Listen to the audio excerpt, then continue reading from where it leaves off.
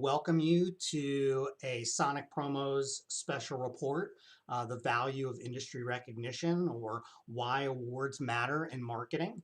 I want to introduce myself. My name is Seth Weiner. I'm from Sonic Promos. Here I am. Hello. And today I'm going to be talking a little bit about just that, the value of industry recognition. If you're familiar with Sonic, you know that we like awards. We like to submit for awards. We think they're important and valuable to our business. And we recently won a few awards last month.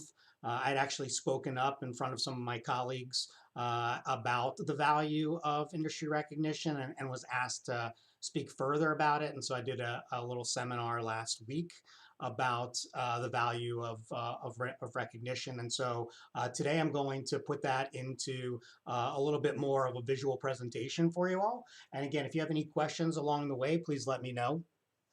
But again, you know we sell awards. You might buy awards either from us or other places. And you know it's important to understand what you can sort of get out of that. So a little bit about me. Here I am, your speaker, Seth Weiner, and why you should trust me. First off, I mean, look at that beard. How can you not go wrong with a beard like that? Like I said, Sonic has been submitting for awards for many, many years. The award that you see there is a CPPA Peak Award. It's one of 25 that we've actually won over the years. We've also won our industry Oscars, if you will, the Pyramid Awards. We've won several of those. And we really do everything that we can to maximize the impact of those awards. And the more you do it, the easier it becomes. And I think it really does have a lot of positive things that you can do with it. So that's me. Hopefully you know me, but if you don't, here I am. So the why. Okay, so the reason for awards is basically client confidence. It's important to let your clients know that you are experts in whatever that craft is. So, whether it's real estate or whether it's banking, whether it's technology, there are always awards that are out there. And we're talking primarily today about what we would consider to be awards related to the actual work that you do. You solved the problem as opposed to, best in class. Those are great. And you can certainly do a lot of work with them, but we're talking more about, opportunities where you've been able to really showcase how you have professionalized your industry. So by engaging in awards, you have the opportunity to really build client confidence, to tell your clients, this is who we are, this is what we do, these are some projects that we've worked on that have received recognition. And it's also a great way for our clients to know that it's a product or a project that could work for them as well. So there, it gives you third-party validation of your expertise. It helps to justify budget a lot of times, especially if you're, doing some sort of starter program. If you need to go back and ask for more money, it's always great to be able to rely on something like that. It also is good for helping you with creative preference and competitive pitches. It gives you the ability to look and say, hey, we won this award and it might work for you. So really can do a lot to helping to build client confidence. There's a team benefit internally as well. You can see some of the Sonic team there after we won a couple of awards. It boosts morale and retention. It can help to attract top talent. It can do a lot to creating shared goals and celebration moments for your team. I think it really that client build or that internal building, that morale boost is really valuable. Something that we often don't, think about, that the ability to celebrate together for a group effort.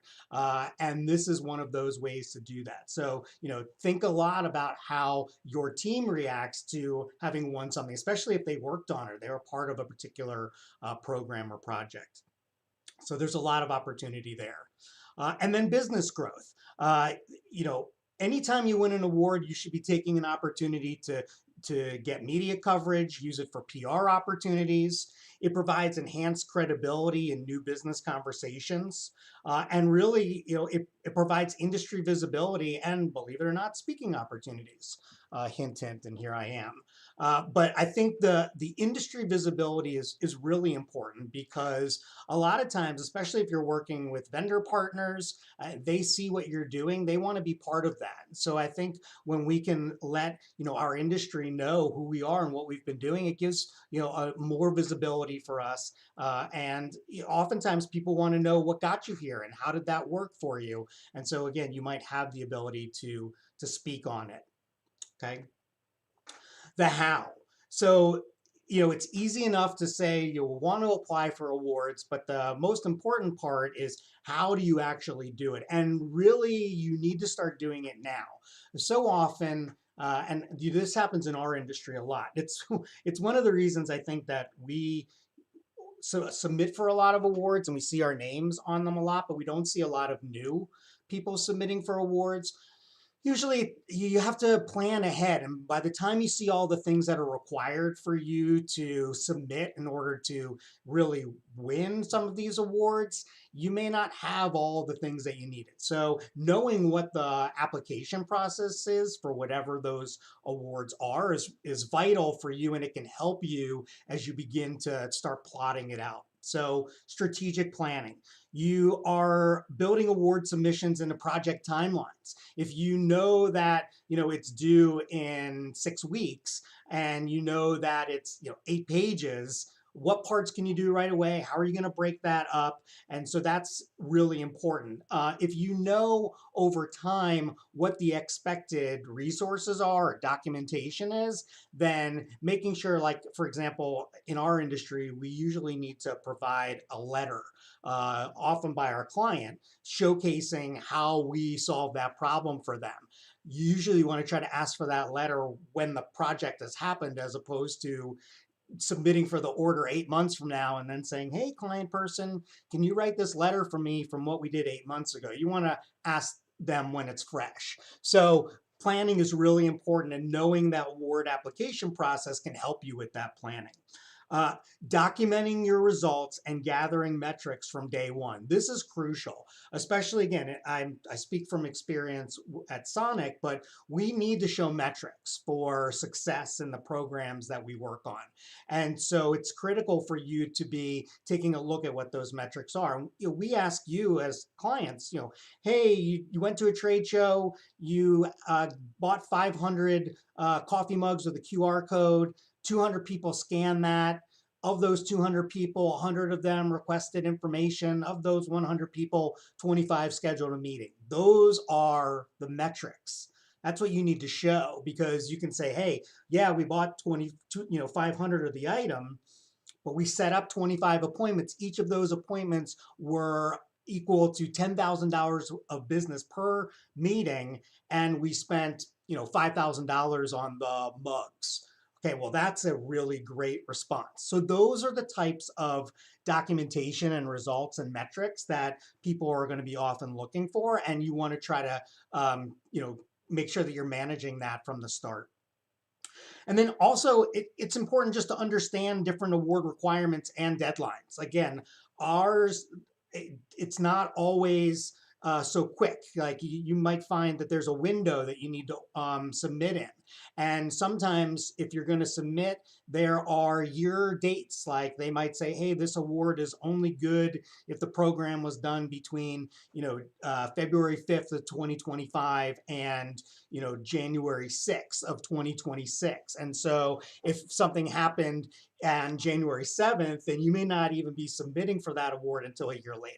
So those are things, again, it's important to know, but you may not get that instant gratification. And for us, some of the awards that we're showing, we submitted for them like a year, even two after the program was done, just because of how the timeline went. Okay. Craft compelling submissions. It's critical to make sure that you're telling the story behind the numbers. Okay. Focus on what the business impact was, what the innovation was. Make sure that you're building a clear narrative over the entire project. Once you can do that and you can tell the story to whoever is ultimately reviewing that award, then you're going to be really successful. Okay. Common pitfalls to avoid. We talked about missing key metrics or proof points. Okay, so if you don't have actual details to provide, then you're probably not going to get that award. You know, it's one thing to say, hey, we gave out a mug, but it's another thing to say we gave out a mug and it had this direct result. So make sure that you know have proof points for whatever you're submitting for. If it's a, you know, maybe it's just a not just, maybe it's a brand refresh and you're showcasing where you were to where you were. You want to show befores and afters. Okay, that is more than enough. It doesn't necessarily need to be sales metrics. Okay. Uh, Making sure, you know, submitting to the wrong category. There are lots of categories and lots of different awards. Again, you got to take a look. There are ones that are always being added. You know, 10 years ago there weren't social media campaigns in different industries. Now there are. I wouldn't be surprised if down the road it's, you know, use of AI for marketing and whatever. There are all sorts of categories that are coming and going. So making sure that you are aware of what those are will make sure that you have better success by submitting to the right ones. And waiting until the last minute is never going to be a successful recipe. You end up never putting in your best work. You don't have enough time to edit it. And so there's a lot more chances for you to really get it right by planning ahead. And right here, you can see this list. These again are a list of the things that we're required for one of our awards. A letter from the client, a letter from our supplier partner if we're working with them, photos of the products, and any additional supporting materials. The more you can use to tell the story, the more effective you're going to be in conveying to whoever it is that's reviewing that this is award worthy. So I did want to go into real quickly some success stories. And before I do that, I just want to remind you, if you don't know, depending on your industry, some of those awards do have costs for submission. I mean, for some organizations, that's how they make money. You're you know, best in the 100 best, 5,000 this. Those awards and recognition are also meant to make money. Now, some award applications, they're $50, $100. Some are a lot more than that. It's certainly important to find out what you're going to be getting for that and whether or not it's worth it. But a lot of industries offer gratis, at least 1 or 2 submissions gratis. So you might want to check and find out. So success stories. If you've worked with us, you know, maybe a few years ago, we celebrated our 25-year anniversary and we did a 3-piece project to our clients that was all rooted in the 90s. It included a padded boombox mailer with a Bluetooth speaker that looked like a mixtape. We also included a Dolly the Sheep clone that highlighted some of our programs. And then we also did an online redemption program where people could choose either a fanny pack or a bucket cap now I'm blanking here because it was the 90s. But anyway, it was all really well received, gained us a lot of new business opportunities with our clients, a lot of clients that wanted to replicate that. We continue to sell that speaker over and over and over again. And so, you know, we're able to utilize what we do. This is an example of self-promotion. This is what Sonic uses to try to convey to our clients, hey, this is who we are, this is what we do, this is what you could do with your own brand. And this particular project won us both our Regional Association Award, and it also won us our our industry's PPAI Pyramid Award last year, which we were really thrilled with. I mean, it was a great project. And again, we're able to continue to generate new business opportunity because we can rely on the success that it's had for not only just us now, everybody who continues to replicate some of those elements. This is going back into the vault, but we had developed a direct marketing piece for people who are interested in getting access to members of Congress and their teams. And this is great, especially if you're in the lobbying world. But what we did is we put together a whole package that included 2 pieces of drinkware. Not shown in there was a tabletop cornhole set with red and blue on both sides, and some little mini bean bags. And again, the goal was to sell access to the congressional handbook, and the amount of money that was made from the promotion was like tenfold. So it probably more. I'd have to go back because again, it's 15 years ago. Geez. So that also CPPA, a Peak Award, and then also a Pyramid Award. So being creative doesn't matter what it is, right? You can see that it's drinkware, but we had a message, we had an objective, we set forward a course and an audience of who we were trying to target, and then we were able to measure those results. So really helpful. Okay, last thing, getting started. Okay, get started now. Start tracking your metrics now. Okay, create an awards calendar. If you know when your industry's award submission deadlines are, know what those are. If you're, I suggest downloading whatever the application process is, finding out what those are. And maybe there's parts that you might need to separate into different people doing different pieces of it, but make sure you know what that is. Make sure that you also are building your submission costs into your budget, right? So if it is an expensive award investment, make sure that you factor that cost in, into your marketing budget or whatever. But it still kind of goes into your overall, especially if you win. Hopefully, you'll be able to gain a lot of that back. So, in closing, awards aren't just recognition of past work, they're investment in future opportunities. And I'll actually tell you a real story, quick story before we leave. I will even show my face. Here I am. Hello. So in 2013, Sonic won an award for self-promotion. It was, again, something that we were doing in order to convey to our clients. So we won this award here. Here it is. And if you look closely, they spelled our name wrong. It's really hard to see. But instead of spelling it Sonic Promos, they spelled it So Nice Promos. And if you've been with us for a really long time, you would know that back in like 2018, we had created So Nice Promos, and we built that into our packaging group, creating boxes and being able to showcase to our clients all of the things that are needed to do all the types of fulfillment programs way before the pandemic.